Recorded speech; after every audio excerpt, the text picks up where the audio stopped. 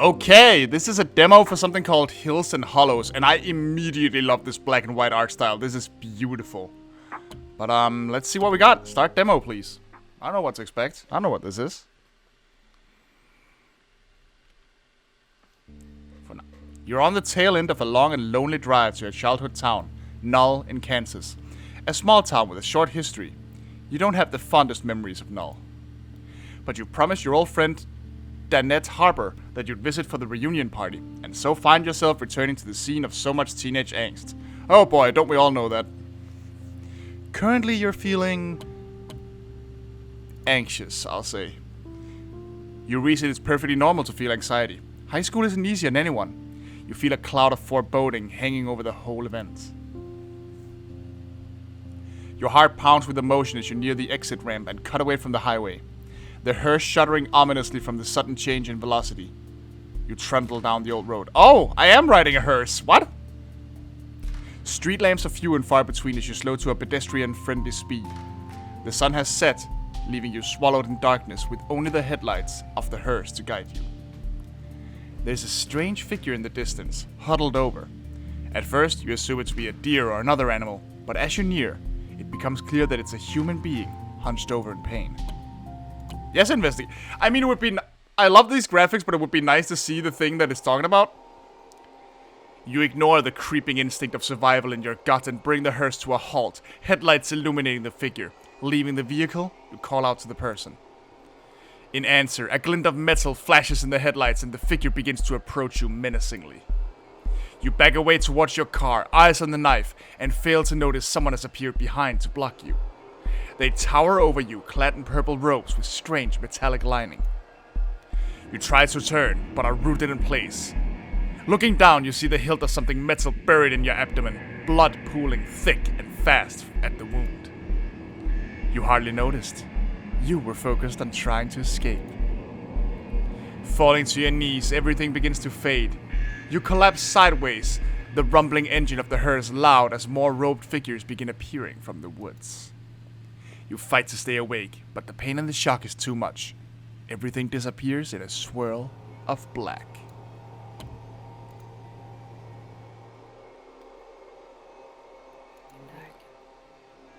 All you see is black. You're swimming in a sea of it. However, you find this appears to be a darkness that you can lift. You open your eyes. No longer are you lying in the dirt, bleeding out beside an ancient hearse. You're in a small, cozy library. Candles flicker, illuminating the wizened face of a handsome cat. That didn't take long, now did it? The cat is staring into your soul. Lucky for you, I've taken pity. That end was not satisfying. A talking cat with a superiority complex. Hell has certainly gotten creative, if that's where you're headed. Oh, where you've landed. I believe fate has another plan for you. You blink and see cards hanging in midair, each with a distinctive artwork. Tarot cards. You reach out, taking a card at random. The cat seems pleased with your decision. Again, it would have been nice to see them like floating in the air. Perfect. Now, let's give it a try. You're on the tail end of a long and lonely drive. What? All this again. This all feels very familiar.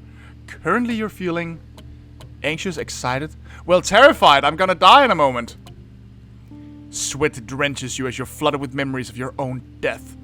Your hand slips on the steering wheel and you notice your hands are shaking violently. The exit ramp to Null looms ahead, and you resign yourself to the worst. The tires of the hearse crunch as they grip the gravel of a country road. The road seems even darker this time around as you cling to the wheel, fighting every instinct to turn around. The blackness of night is suffocating.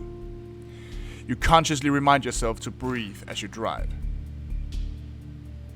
Almost you convince yourself it was a dream, that the long drive made you delirious, and then the body appears again in the road. You wonder how you could ever have mistaken it for an animal. Recall the tarot card.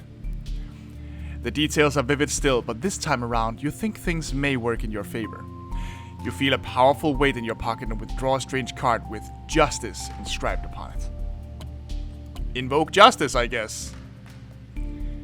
As you focus your mind on the card, the power of fate and the cosmos seems to bend around you. The card fades into non-existence, disappearing from your grasp.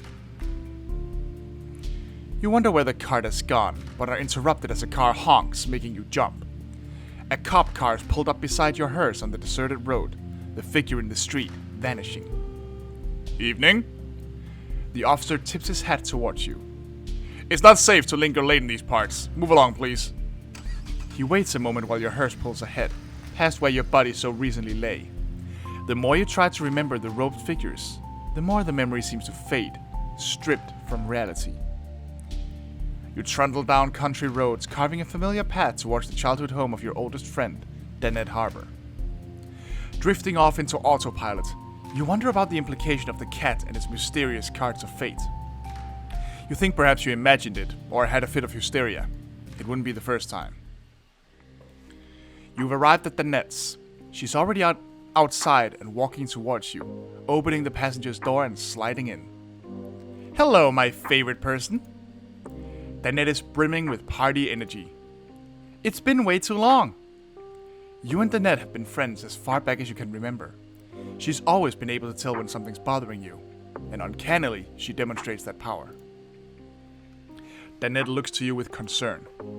Everything alright? You seem nervous. Just party anxiety. You mutter about party nerves, and Danette doesn't press the issue. Judging by her pointed gaze, she knows you're hiding the truth, but she's better off not knowing. The atmosphere in the car has shifted unsurprisingly to awkwardness. You wonder if you made the right call as you pull the hearse and drive and make for the party.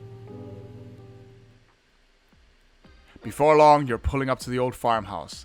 The sound of music can be heard faintly down the dirt path through the gates. You park the hearse and head down the path towards the party alongside Danette. The farmhouse and surrounding land is abuzz with activity. Firelight glints off the side of the house. A massive bonfire with shadows dancing about. Near the rusted out silo stands a small group recognizable even from this distance by their makeup and cigarette smoke. The goth clique. Go get us coffee, Go get us coffee, you conformist. I'm going to head inside and grab a drink. Come and find me when you're ready, okay? Danette makes for the farmhouse. She's being greeted eagerly by some strangers lounging on the deck. Where are you going first? I mean the farmhouse. To meet people. You walk up to the steps of the farmhouse, past people chatting and drinking on the porch, and enter the house. The music is louder here, and you find it hard to make out what anyone is saying. Danette spots you by the door and pushes through the crowd towards you. Couldn't wait to come find me? Danette chuckles at your impatience. Come and hang out, we were just discussing the missing persons cases around Null. Oh, that's delightful! I heard they've all left to join some cult out west. A woman you don't recognize is gossiping. That's Brienne. And whoever they can't turn, they kill. Brienne gestures deliberately across her throat. Danette looks sick at the thought. That way, no one can blab any of their secrets. Come on, Brienne, let's just drop it. We're supposed to be celebrating tonight. Danette raises her drink to emphasize the point. Brienne takes a hearty sip of her drink. You're absolutely right, Danette. Time for a classic truth or dare. Oh, just like that, huh? Also, hi, we haven't introduced ourselves to each other. Brienne pantomimes indecision as she sizes up everyone gathered about. Finally, she points to you. So what'll it be, truth or dare? I'll stick with truth. I'm a coward. There's some sarcastic booing as you pick the safer choice, but Brienne seems to be giving her question some thought. Okay, who are you getting with tonight? You roll your eyes. Brienne might as well be 16. Random name. You say the first name that comes to your head, muttering Ox. There's plenty of groans and laughs, but at least you're done with the question. Danette gives you a quizzical look. Really? That jerk? I didn't think he was your type at all. You don't know my type. Danette gives you a joking wink and takes a sip of her drink. The game is still going when a light bulb shatters alarmingly with a loud pop. The music crackles away and the room is caught in pitch darkness. Ah, damn! We've blown a fuse! The fuse box is probably in the basement. Can you take a look? The net nudges you, and you make your way towards the basement. Groping in the dark.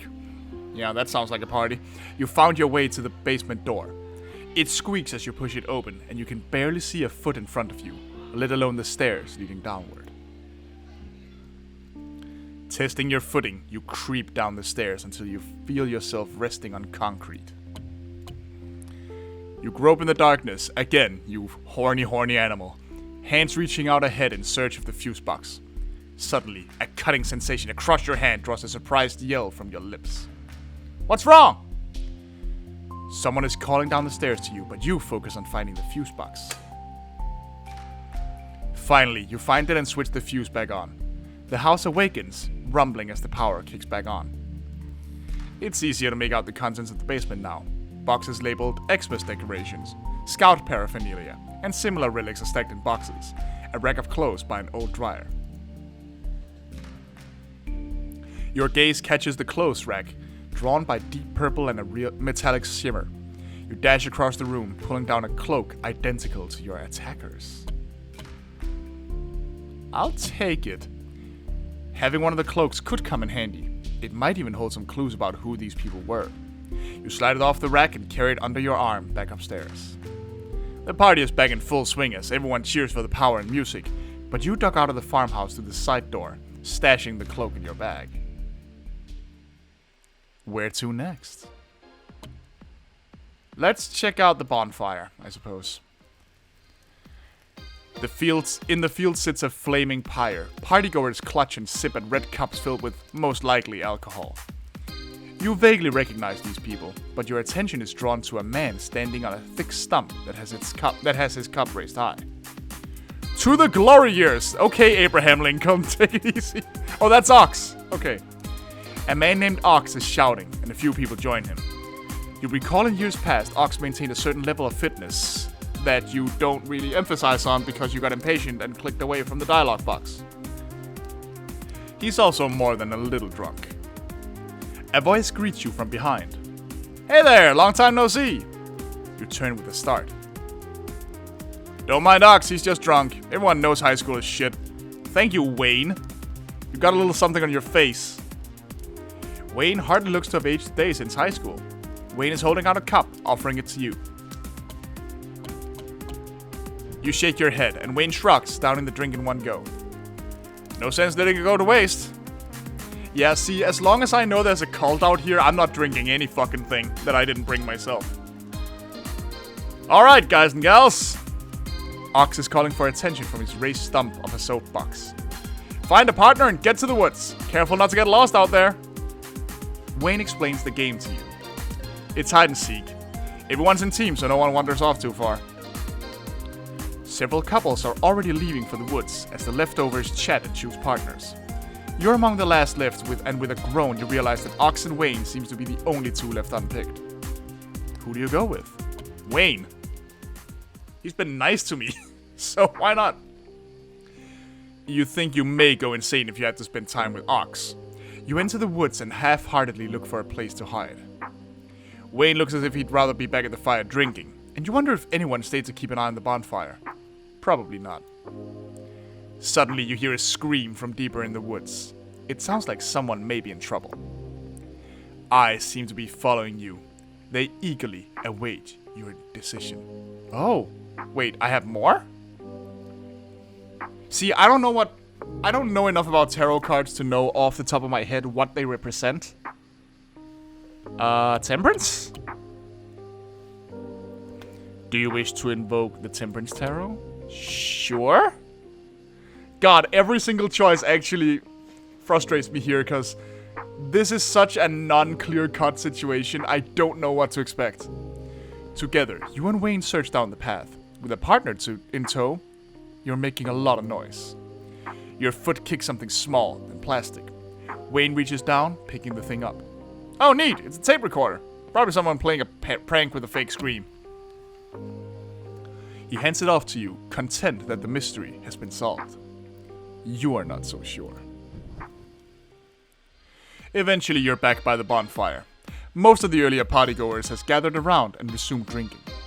You mingle a bit longer before leaving to see what else there is to do. Only one place left to go now. Oh, that's... I don't like this at all. I do like that the cult members are just... Oh, I guess they're the goths. Ah, I see we welcome a stranger to our flock this night. The woman has a low, soothing voice. Most of the goths are wearing dark-colored robes. One seems to be working on breaking a padlock, keeping closed access to the silo. The energies that reach beyond our plane seem most strong from within this vessel.